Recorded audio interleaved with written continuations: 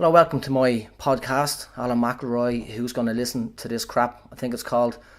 I went to see Logan during the week. I just don't know what the big deal was. I don't know. I don't think it had an effect on me at all. You know, it was okay. I'm only messing. I loved it. I now have to get this crap off. You're wondering what the blood is. I tried to sellotape this to my hand. That's very dangerous. Don't use that sort of knife. I gotta get this crap off. Shit. So, first of all, but Wolverine, yeah. Ow, get off. Jesus Christ. Oh, fucking hell, it was sore. So, yeah, I loved it. I seen a couple of movies this week, and Logan was one of them, and I thought it was great.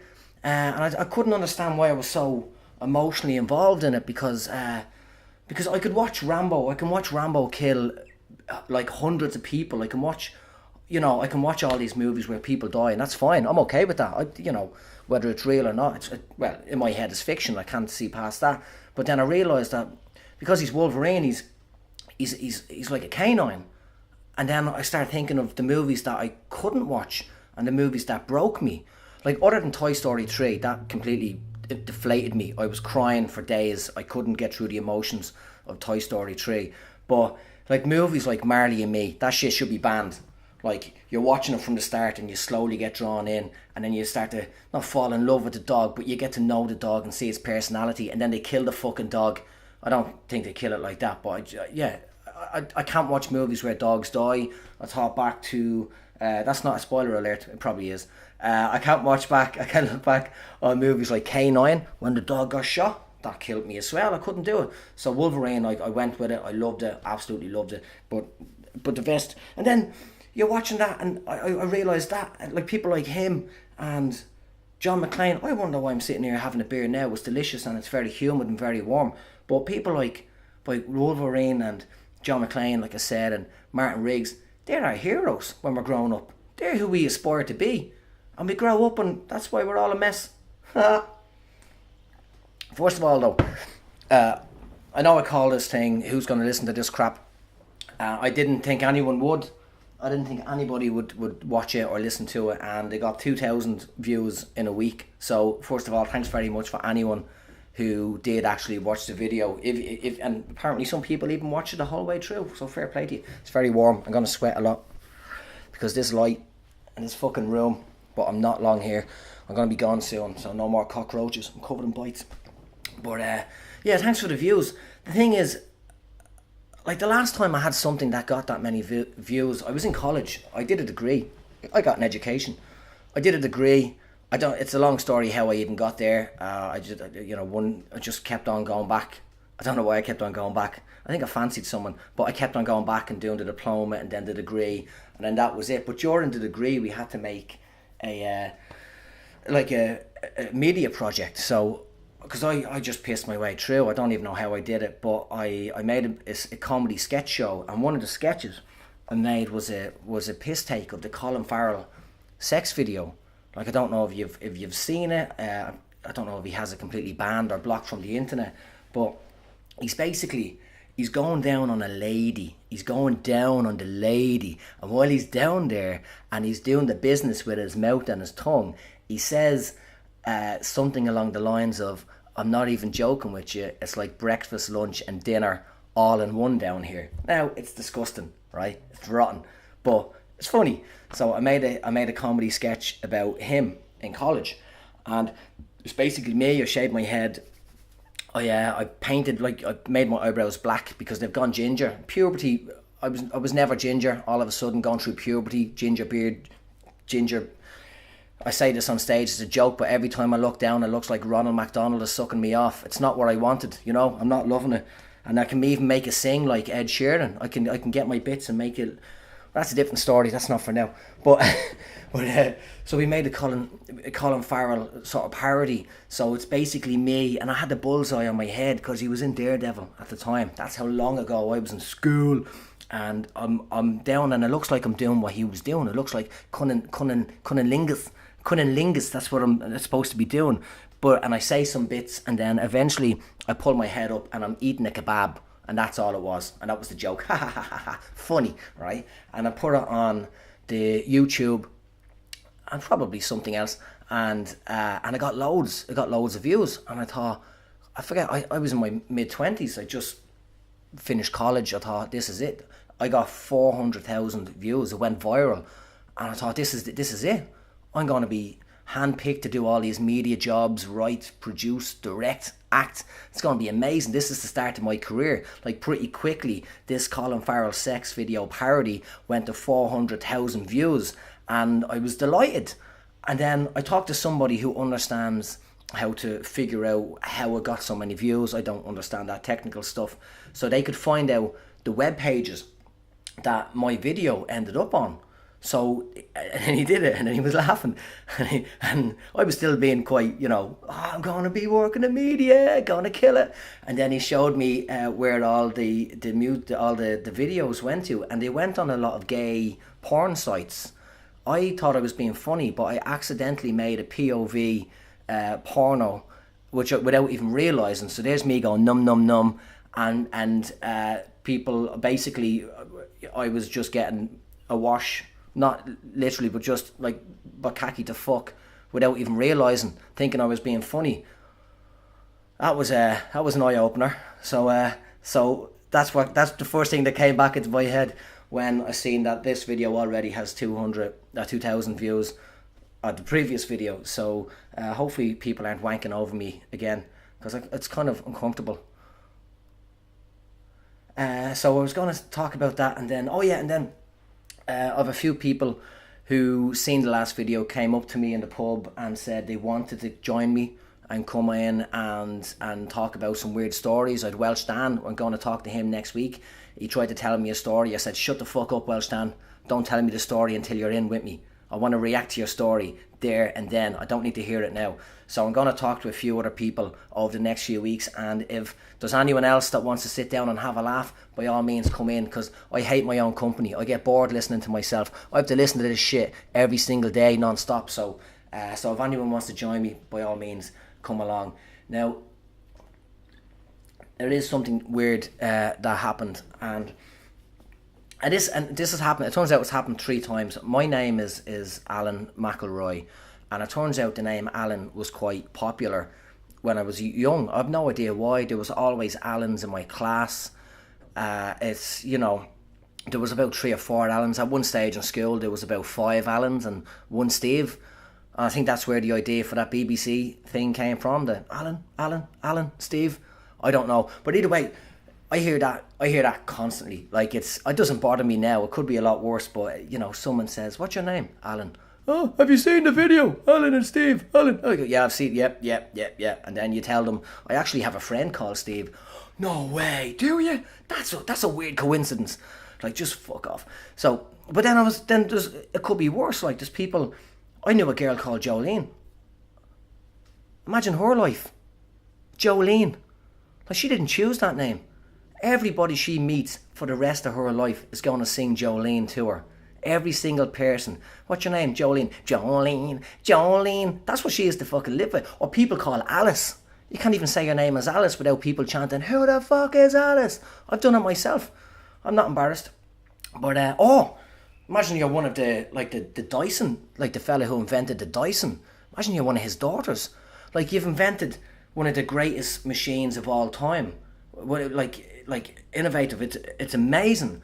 But then for the rest of his daughter's life, her name Dyson will be associated with sucking and blowing. That's not what she wants, So names are weird. I was thinking about that. Like, I've a kid, a lovely girl. She's that size, and when you're naming a kid, it's very hard to come up with a kid's name, because as a bloke, you've watched porn. Don't deny it. You've watched porn. So any name that's suggested, like, every name is associated with something else. Like, if there was some name you thought of an arsehole in school, right? Say it was Alice. Who the fuck is Alice? Let's call the kid Alice. And you go, "Oh no, I knew an Alice in school. She was smelly. That was a smelly girl." "Oh, Mary. Oh, Mary was there. She was really smelly. We used to say, last one to the wall is kissing Mary." You don't want to call a kid Mary because it's smelly Mary. But porn names as well. Every name that was mentioned. Like Ava is a beautiful name, but when that was suggested, I just thought of Ava Devine, and my image of her has been like covered in man sap. So there's no way you can call your kid Ava. So fortunately my kid was born around Christmas, and I love Die Hard, hence this is the Die Hard short from a Die Hard song that we do, a parody song. Which, by the way, I'm going to put the Colin Farrell sex video at the end of this video. So if you're listening to it, you may want to go onto the YouTube channel or the Facebook comedian Alan McElroy, and I'll have the video there and all of this shit that I'm doing right now. If not, just use your imagination, ear holes. And you see, my kid has the name Holly, just so I could call her when she was running around and feel like John McClane at the end of the movie. Holly! That was one of the main reasons. And it was Christmas. But speaking about my name is quite common, and I didn't know, because I've only known me, and I've had my name pretty much all my life. Ever since the day I was born, I've had this name, Alan McElroy. And I got an email. No, it was a Twitter message, and I don't even use Twitter that much, and I'll put the clips on the video so you can see all of this shit. I'm not making it up. I don't make the stuff up. And he said, "At Al McElroy, that's my Twitter handle." And he goes, "Good morning, sir. Interested on your writings, and I have a new idea of a film I can tell without any return or pay." And I thought, well, technically I am a writer. Like, I write comedy. I write a comedy quiz every week. I write jokes for a TV show. I'm writing a script for somebody at the minute. It has to be for me. It has to be for me at Al_McElroy.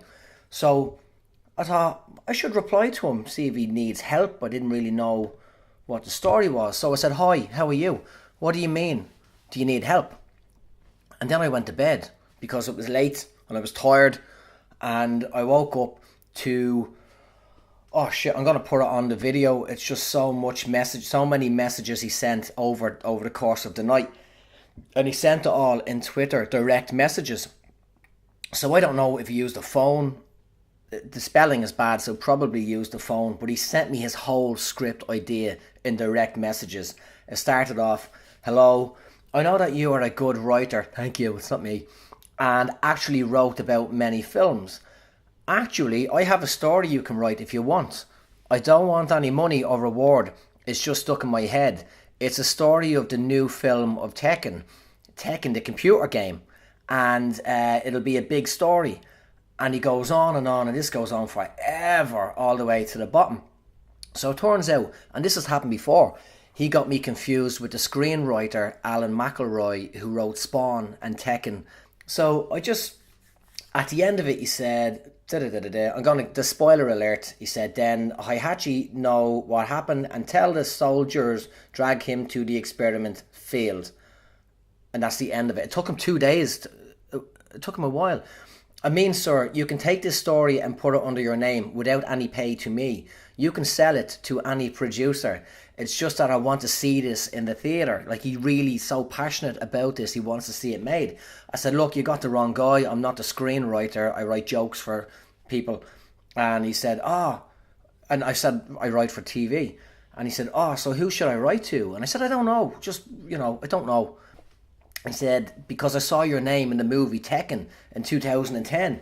And I said, "Look, it's the same name, but it's a different guy. People have the same names." "Oh, I'm embarrassed. All spelling mistakes. Sorry, bro." I said, "Don't be. Just find a guy, sort your shit out." And he goes on to try and sell the idea for a TV show then. And I said, "Look, do what you got to do. I got to go. All the best." And that was it. And the whole thing is there. If anyone is interested in the script, I'll happily forward it on if you want to make it. I have no interest. I couldn't even read the fucking names. I'm afraid to pronounce them because they're Japanese. I'm sure I'd offend somebody if I start trying to pronounce them. So that was it. And then I was thinking, that's not the first time my name has been confused with some other people. So, and like I said, my name is quite popular. Alan is quite a popular name. And I was on holidays in Malaysia a few years ago, me and my ex, and I was down the back of the bus, and there was this Geordie couple, and they were quite nice. They were a bit older than us.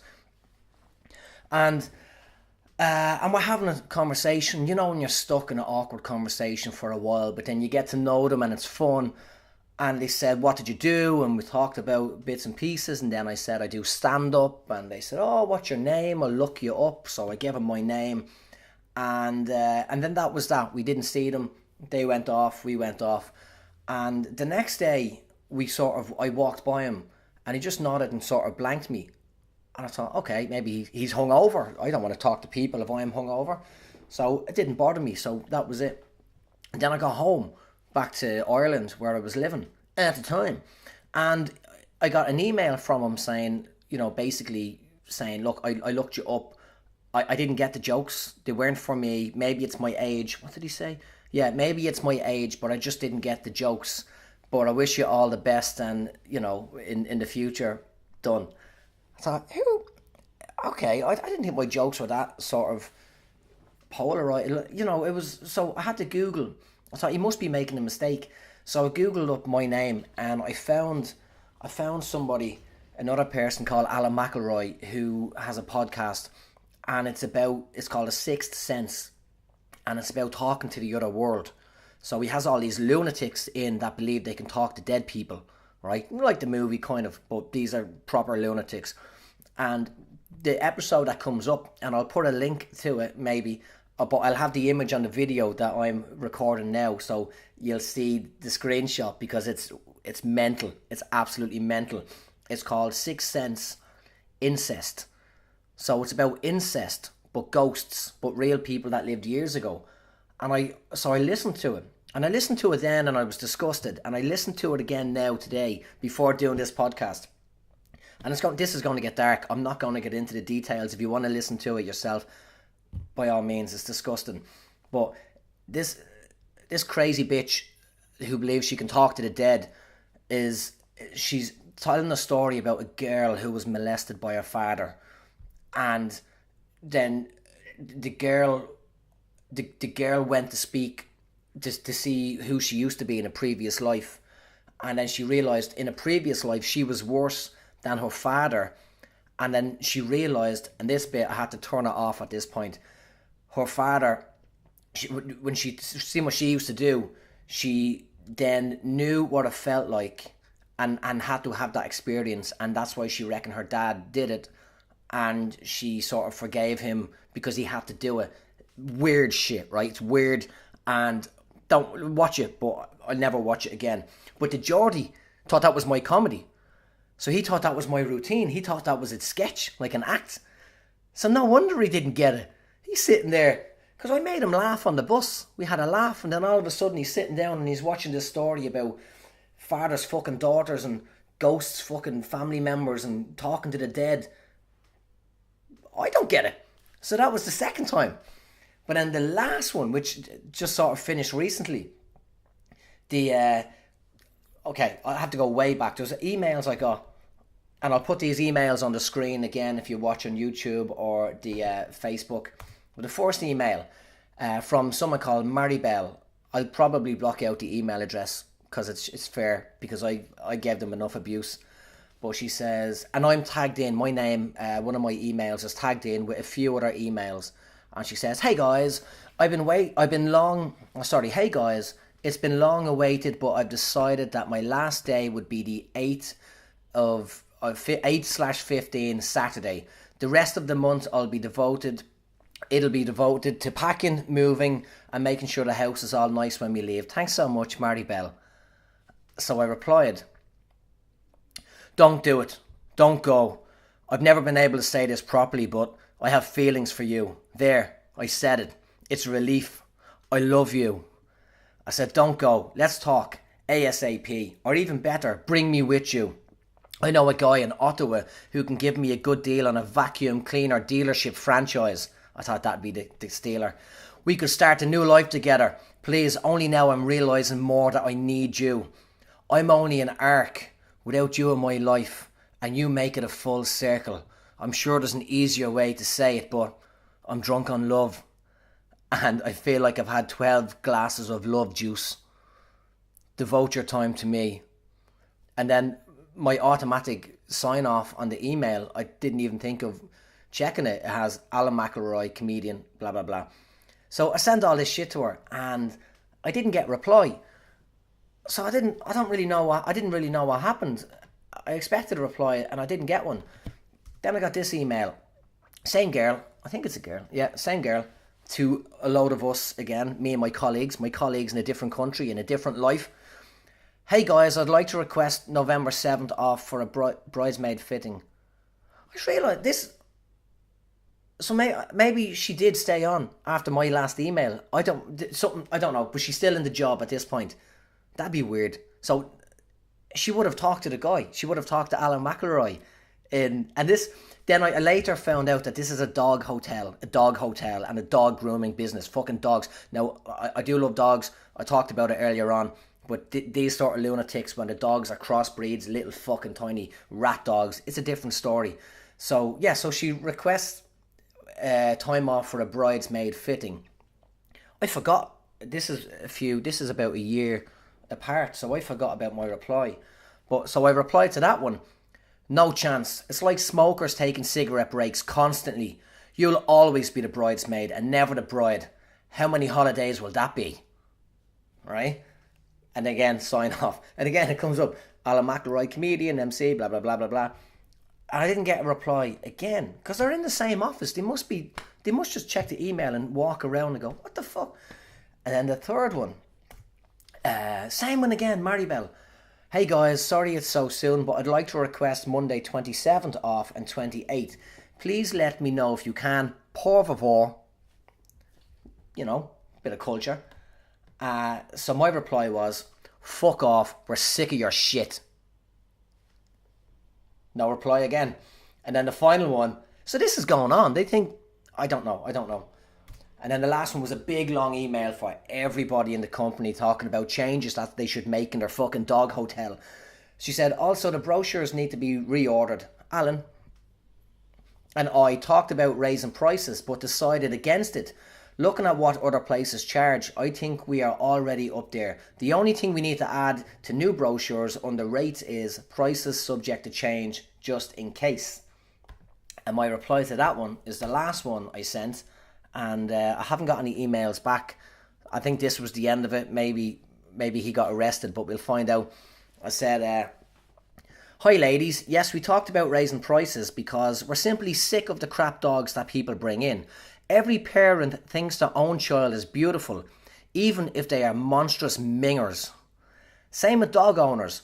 Let's end that ASAP. I'm still for the price raise, obviously. While we're at it, I would like to bring up the missing dogs. I know we tried to play it down, but I have a confession to make. I ate them. And I'm not sorry either. Remember when I went to Korea on holidays, I accidentally ate a dog and I got a taste for it. So the dogs that went missing, they ended up in my freezer. And it turns out, sausage dogs don't taste like sausages. They don't taste like sausages at all. Lol. Sent that in the email. To be honest, I'm half tempted to eat a human too. The other white meat. It's very tempting. There are meats that we've never tried. And the price hike will increase the quality of dog that comes in. Rich people feed their dogs better than peasants do. Imagine eating a puppy who is on a steak-only diet. Oh my gosh. Well, thanks for your continued support during this troubled time in my life. To show my appreciation, dinner at mine on Friday. We'll be having a slow roasted patch de pitbull on a bed of Florentine potatoes. Bring a claret. It's the perfect accompaniment. Ciao. And that's the last of it. I haven't heard from him since. He's probably arrested. I'd love to find out. I might try and go on to Facebook and see if they must have a Facebook page. I think it's called a Hightail Hotel. Look it up. Give them a like. Send them a message. Send them weird shit. And that's it. Yeah, so that's the two things I was going to talk about this week.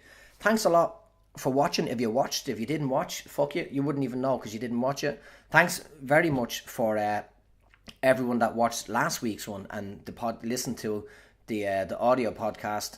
And again, if anyone's interested in sitting down talking crap with me for 20 minutes, 25 minutes, you're more than welcome. Send me a message, send me an email. And like I said earlier on, I have this Colin Farrell video that I made in college. I'm going to put it on the video and I'll put the links for the YouTube video on the SoundCloud or whatever website I'm using for the audio podcast. So yeah, thanks again, and talk to you next time. Cheers.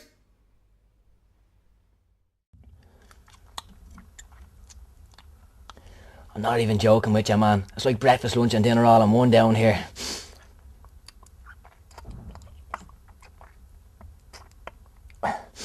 This is bleeding delish.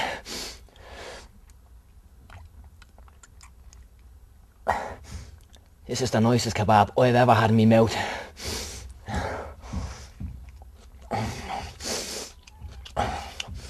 I'm Colin Farrell and I'm rapping, and this is only magic.